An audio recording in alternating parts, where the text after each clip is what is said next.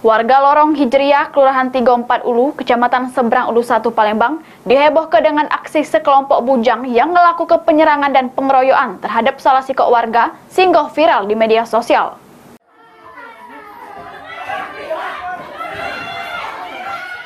Warga Lorong Hijriah, Kelurahan 34 Ulu, Kecamatan Seberang Ulu 1 Palembang, dihebohkan dengan aksi sekelompok bujang yang melakukan penyerangan dan pengeroyokan terhadap salah sikok warganya.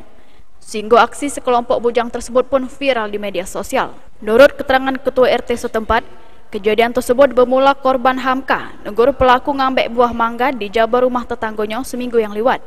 Tiba siang tadi bertemu dengan korban, sehingga terjadi cekcok mulut dan pengeroyokan oleh 3 wong.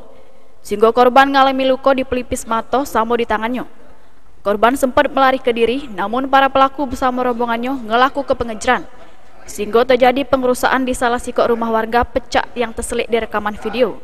Kalau katanya tadi tuh pasal mereka tuh ngambek mangga depan rumah Pak Suhaimi ini ditegur oleh korban ya, oleh si Hamka, ditegur ngapa kamu ngambek mangga, sudah pokoknya cek lah, mungkin dendam. Hari ini tadi sudah seminggu yang lalu, pas hari ini tadi yola ketemu Hamkanya di darat. Ya mungkin cek lagi bukan cek itulah. Kejaran dulu dikejar-kejaran. Ada korbannya yuk. Si Hamka itulah. Luka. Katanya luka di pelipis mata, di pipinya sini sama di tangannya. Kena keroyok, Bu. Ya, kena keroyok 3 katanya. Balik dari sana, selesai masih dionya pokoknya kejar-kejaran. Cak mana mereka balik, pas balik lagi jalan bawa rombongan.